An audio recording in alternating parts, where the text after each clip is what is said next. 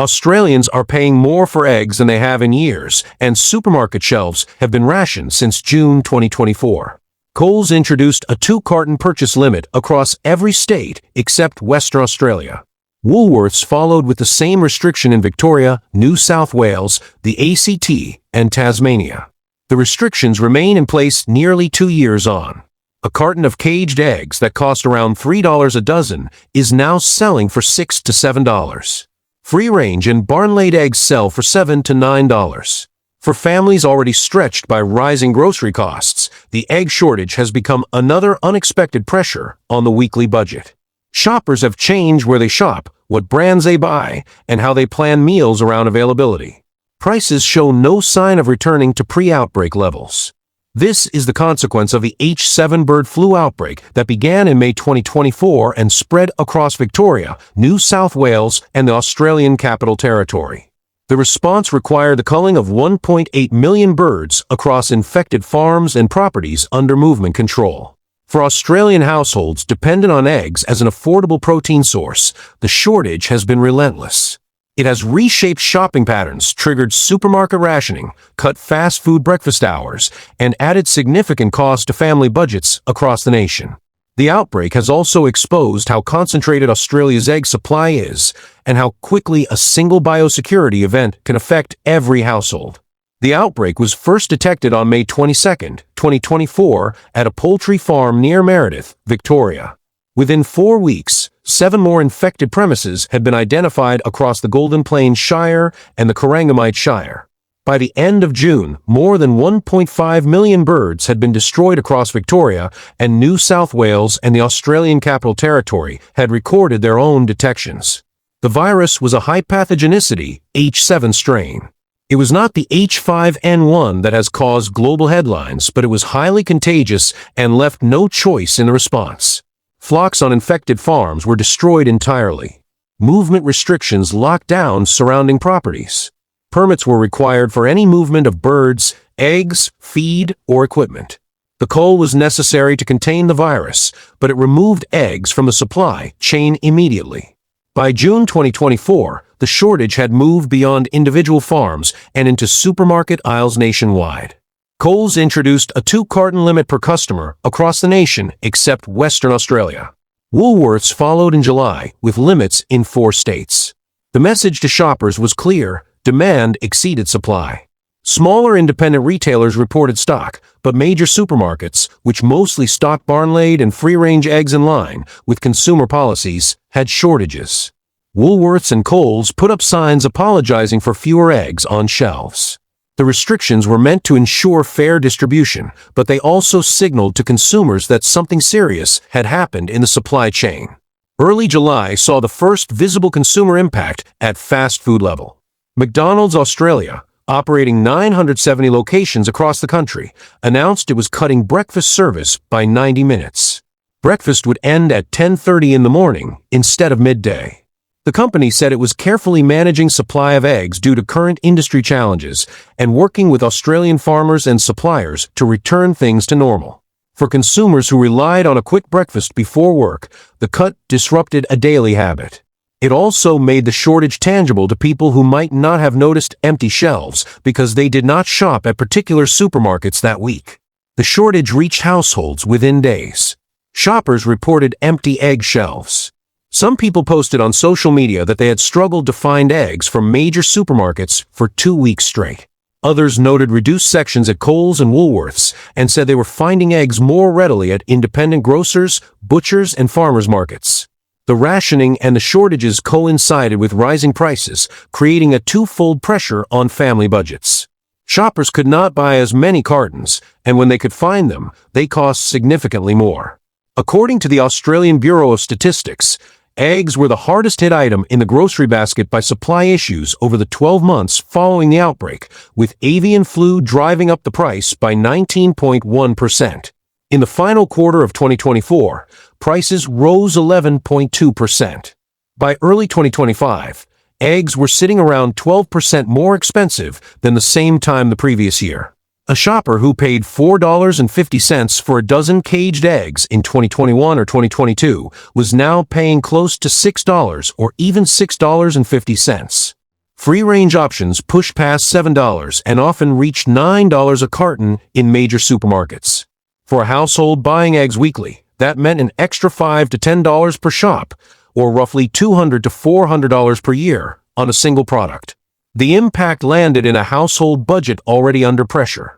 According to CanStar Blue research from July 2025, the average Australian household was spending $178 per week on groceries, up from $168 in 2024 and $160 in 2023. For a family of four, the weekly grocery bill had risen from $216 to $240 over a single year, an 11% increase that added almost $12,500 to annual spending. That is nearly $3,000 more per year than the equivalent figure in 2021. Across individual states, the strain varied considerably. Queensland recorded the biggest year-on-year jump at $38 per week, or 22.3%, adding nearly $2,000 more per year. New South Wales households were spending roughly $882 more annually. Victoria was close at approximately $915 more per year. Eggs were only part of the broader story. The grocery basket had been climbing since 2021, but the bird flu outbreak made eggs the poster child for food cost pressure. Bread, dairy, cheese, and milk had all risen significantly in price over that period. But eggs, as a visible staple with purchase limits in place, came to represent the broader cost of living squeeze.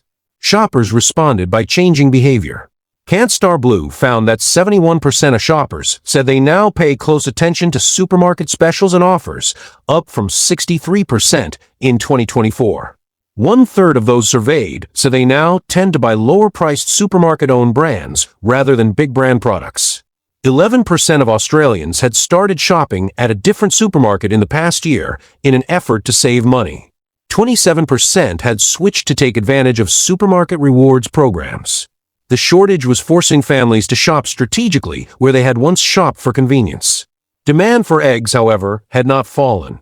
Egg Farmers of Australia Chief Executive Melinda Hashimoto noted that consumption per capita had climbed from 249 eggs in 2020 to 263 by 2023, and now stands at 266 in 2025. That is 17 more eggs per person per year than 5 years ago. The climb in consumption coincided with significant population growth. Net migration added 203,000 consumers in the 12 months to June 2022, another 538,000 the following year, and another 445,000 by mid-2024. Over 3 years, that is more than 1.2 million additional people eating Australian food. New Australians were eating eggs at similar rates to the broader population, and the domestic demand had outpaced what a contracted supply could deliver. The recovery has been slow and uneven. Layer hens take approximately 18 weeks to mature before they begin laying. For farms that lost entire flocks in May and June 2024, that meant an income gap of more than 4 months. Melinda Hashimoto stated in January 2025 that the majority of farms impacted by avian flu had restocked with new layer hens, and egg production on those properties was expected to gradually return to normal over the next 6 months. But that time frame proved optimistic. By February 2025, Rowan McManus from Australian Eggs said farmers were producing 18 million eggs a day at the lowest point. National demand outpaced that figure significantly. Industry predictions that the shortage would last 6 to 12 months seemed conservative when rationing was still in place in early 2026. The shortage was compounded by factors beyond the outbreak itself. The Australian government has set a deadline of 2036 to ban all battery cages. Many farms are mid-transition from caged egg production to barn-laid or free-range systems. That transition requires expensive refurbishment of sheds, installation of new equipment sourced from overseas, and months during which properties are not in full production.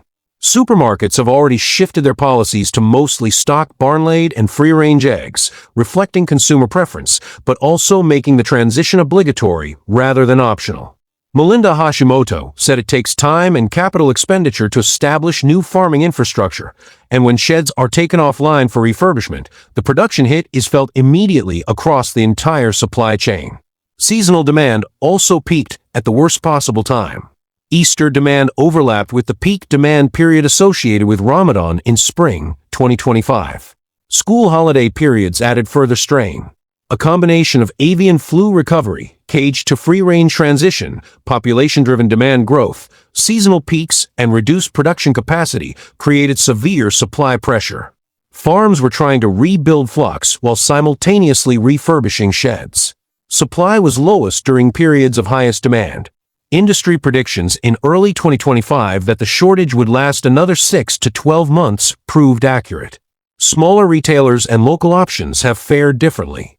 Josh Murray, who operates free-range farms near Melbourne through Josh's Rainbow Eggs, said he sells through Woolworths and Coles alongside independent stores and farmers markets. He noted that avian flu remains an ongoing challenge for farms.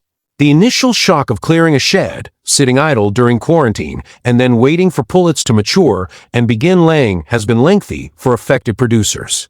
Murray encouraged consumers to go local if they could, checking out farmers markets, local grocers and butchers where supplies have been more consistent and production types more varied. He believes conditions are improving, with farms continuing to repopulate through 2025 and 2026. As of mid-2026, purchase limits remain in place at major supermarkets. Woolworths continues 2-pack limits in Victoria, New South Wales, the ACT, and Tasmania.